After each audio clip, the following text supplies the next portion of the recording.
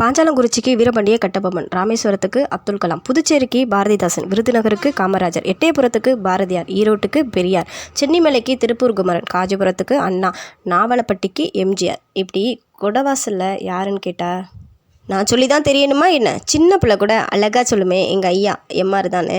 இவர்கிட்ட என்னங்க இல்லை, அழியாத வீரம் இருக்குது. உசுரா உழைக்கக்கூடிய மிகப்பெரிய கூட்டமே ஐயாட்ட இருக்குங்க. நேர்மை அது என்றைக்குமே மாறாதவர், தர்மத்தை எப்போதுமே மீறாதவர், பசியோடு யாராவது வந்தால் கூப்பிட்டு விருந்தே வைக்கக்கூடிய வம்சங்க எங்கள் எம்ஆர் ஐயா வம்சம்.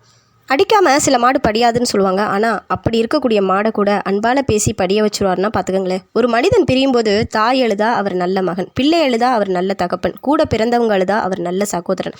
ஆனால் அவரோட பிரிவுக்காக இந்த ஊரே அழுகுதுங்க. அப்படின்னா அவர் ஒரு நல்ல தலைவனாக மட்டும்தானே இருக்க முடியும். பொண்ணும் பொருளும் போகுங்க வருங்க, ஆனால் அன்பு என்றைக்குமே போகாதுங்க. அதே மாதிரி தான் நம்ம உழைச்சி சம்பாதிக்கிறக்கூடிய பணம் கூட நம்மக்கிட்ட இருந்து செலவாயிடும். ஆனால் தெய்வம் என்றைக்குமே நம்மளை விட்டுட்டு போகாது. அதே மாதிரி தான் எம்ஆர் ஐயாவும் என்றைக்குமே நம்மளை விட்டுட்டு போகும். எங்கள் ஊர் ஐயனாருங்க அவர். எங்களுக்கெல்லாம் காவலாக இருக்கக்கூடிய காவல் தெய்வம் கருப்பண்ணசாமிங்க அவர். தலைவரே அப்படின்னு கூப்பிட்டா அந்த வார்த்தைக்கு ரொம்பவே பொருத்தமானவர் ஐயா தான். ரொம்பவே தகுதி வாய்ந்தவரும் ஐயா தான்.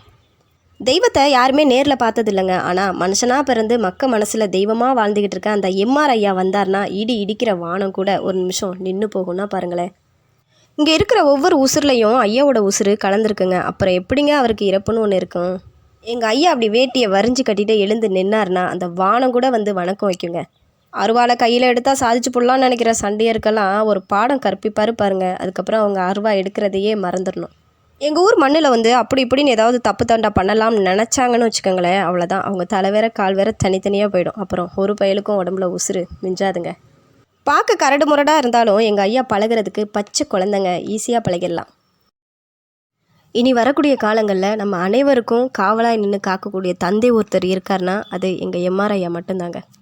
ஓய்வில்லாத சூரியன், தேயாத சந்திரன், ஒன்மேன் ஆர்மி, குடவாசல் சிங்கம், குடவாசல் கிங், கட்டுக்கடக்காத காளை, இப்படி பல பேர்கள் வந்து நம்ம ஐயாவுக்கு இருக்குங்க. ஐயா வந்து இறந்துட்டாருன்னு யாருமே நினைக்க வேணாம், கொஞ்சம் ரெஸ்ட்டில் இருக்கார் அப்படின்னே நினச்சிக்கலாம். ஏன்னா சூரியனுக்கு எப்படி இறப்புங்கிறது ஒன்று இல்லையோ அதே போல் தான் நம்ம ஐயாவுக்கும் இறப்புங்கிறது. ஐயாவுடைய இலவச பள்ளி மூலமாக கல்வி பயின்று இன்றளவும் அரசு வேலையில் இருக்கக்கூடியவங்க நிறைய பேர் இருக்காங்க. அது மட்டும் இல்லாமல் ஐயானால் இன்றளவுக்கும் நிறைய குடும்பங்கள் வாழ்ந்து வந்துக்கிட்டு இருக்கு. ஏழை எளிய பெண்களுக்கும் சரி, தாய் தந்தை இழந்த பெண்களுக்கும் சரி, இன்றளவும் பிறந்த வீட்டு சீதனமாக அவங்க திருமணத்துக்கு தேவையான பொண்ணும் பொருளும் ஐயாவோட இல்லத்திலேருந்து வந்துக்கிட்டு தாங்க இருக்குது. கடல் தண்ணி வற்றி யாரும் பார்த்துருக்க முடியாது. அதே போல் சூரியன் ஓய்வெடுத்து யாரும் பார்த்துருக்க முடியாது. நிலாவும் ஓய்வெடுத்து யாரும் பார்த்துருக்க முடியாது. எப்படி இவங்கெல்லாம் இருக்கிற வரைக்கும் நம்ம ஐயாவும் கண்டிப்பாக நம்மளோட உள்ளத்தில், நம்ம மனசில், குடவாசல் மக்கள் மனசில் அப்படி சிம்மாசனம் போட்டு இன்னமும் நீங்காத இடம் பிடித்து வாழ்ந்து கொண்டிருக்கிற எங்கள் எம்ஆர் ஐயாவோட புகழ் வாழ்க. இப்படிக்கு குடவாசல் சண்முகா, இளைஞர் பாசறை. நன்றி, வணக்கம். எங்களை மீறி எங்க மண்ணில் வாழ முடியாதவங்க நாங்கள் நினைச்சா நாங்கெல்லாம் எங்க ஊருக்கு ராஜாவே நாங்க ஐயா. நாங்கெல்லாம் அப்படி பண்றது இல்லை. எங்க ஊர்ல எந்த கட்சி இருந்தாலும் என் சொல்ல மீறி நடக்கிறவங்க எனக்கு